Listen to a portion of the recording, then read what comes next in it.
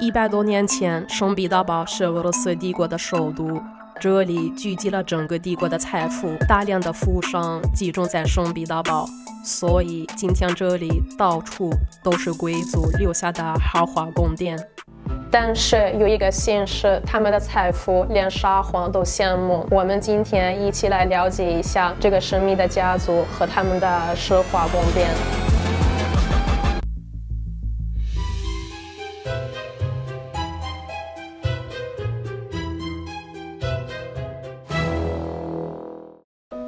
我们要去的贵族豪宅叫尤苏普夫宫，也被称为土豪宫。在了解它有多奢华之前，我们先看看它的地理位置。土豪宫的位置在圣彼得堡的市中心，莫伊卡运河河畔。这里到东宫的直线距离是1.5公里，到最大的教堂距离不到700米，到最豪华的剧院不到500米。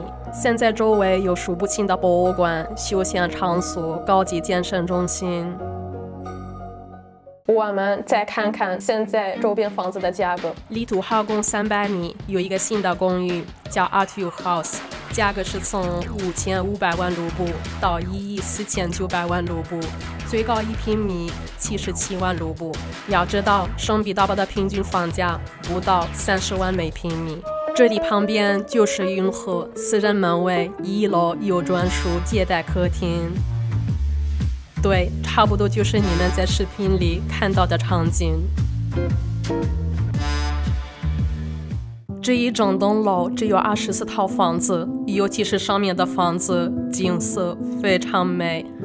了解了它的地理位置后，我们就看看俄罗斯最有钱的土豪宫到底什么样。尤苏普夫宫也叫土豪宫，一共有1万平米，3层，120个房间。尤苏普夫家族是俄罗斯古老的王公家族，在当时绝对算是富可敌国。他们家在俄罗斯16个县上都有资产，造砖厂、制糖厂、水晶制造厂、陶瓷制造厂、纺织厂、铁矿厂等等等等，这些都是当时的高科技。这个宫殿是尤苏普夫家在俄罗斯57个豪华宫殿中的一个。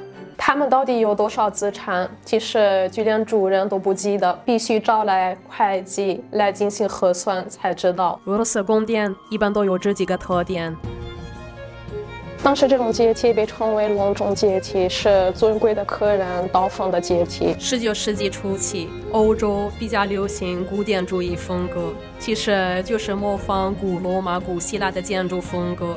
这个楼梯其实就是这种风格的体现，上面的雕塑是用灰泥打造的。俄罗斯宫殿里面内部摆设很奢华。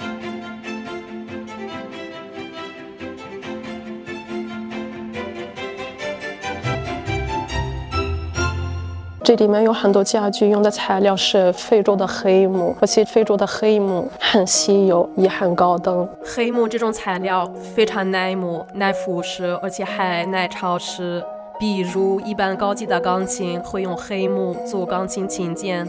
这些家具除了用黑木制作之外，外面还用了各种镀金的青铜片和龟壳片。这种沙发在当时很流行。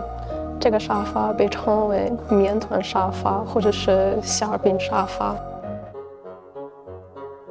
这里到处都是镶金嵌银啊，看起来非常奢华。这里是一个私人的剧院，这个剧院最多可以容纳150个人。一进去给人的感觉是金碧辉煌，各种雕塑、镀金的东西、雕刻，还有各种的座椅，还有彩绘的天花板，真是金碧辉煌。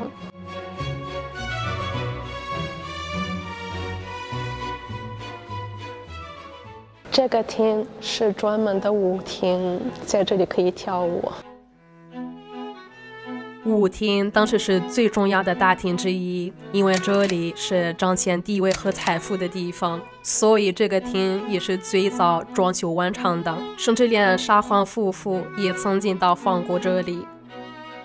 上面看到的是当时的吊灯，而且当时呢用的是蜡烛，每45分钟要更换这些蜡烛。这个吊灯可以拉下来，然后呢就要更换132根蜡烛。不过在1892年就更换了电灯，甚至比东宫还要早。这个厅是整个宫殿最大的一个厅，是一个宴会厅。当时在这里举办各种各样的宴会，而且这里可以看到有24根柱子，是大理石的柱子。这个宫殿里面使用的有各种颜色，绿色、蓝色、红色等等等等，总之是鲜艳的颜色。每个宫殿都需要有大量的油画装饰，这个宫殿也不例外。尤苏普夫家族收藏了超过1200幅油画，这儿只有很少的一部分，还有一部分在东宫和其他博物馆。之前也说过，尤苏普夫家族在俄罗斯是很古老的家族，他的家族最早从伊凡雷帝时代就很有名了。很多家族成员在外交、军事、艺术、商业以及法律领域为俄罗斯做出了很大的贡献。他们不但自己有很多收藏，还为沙皇在全世界搜寻艺术品。这里我们看到一个浴缸，它是用整块的大理石制作的。当时宫殿里面一共有29个这样的浴室。这里是他们当时的图书馆，在这个图书馆里面有55000本藏书。而且呢，有意思的是，在1925年，就在这个地方里面找到了有27封信是普希金的。这个密室不是唯一的一个密室，在前面我们还可以看到另外一个。这个台球桌下面有一个密室，当时菲利克斯·尤苏普夫公爵在这个柱子下面藏了很多油画和昂贵的首饰。1917年，俄罗斯爆发革命，为了自己的生命安全，他们在1919年乘坐英国军舰离开了俄罗斯。他们还想着以后动荡结束会回到俄罗斯，随身只带了伦勃朗的2幅油画。很遗憾，波什维克还是翻遍了整个宫殿，最终还是找到并且没收了其他的收藏品。今天我们看到的这2幅荷兰著名画家伦勃朗的油画是复制品。尤苏普夫家族的财富就连当时的沙皇都羡慕。这里并不是说沙皇的皇家财富比尤苏普夫家族少，只是沙皇的后代比较多，所以分给每一个人的财富相应的就少了。但是尤苏普夫家族之前是大大后裔，后来更改宗教皈依东正教之后，传说家族就受到了诅咒，男性继承人一直很少，因此财富很集中。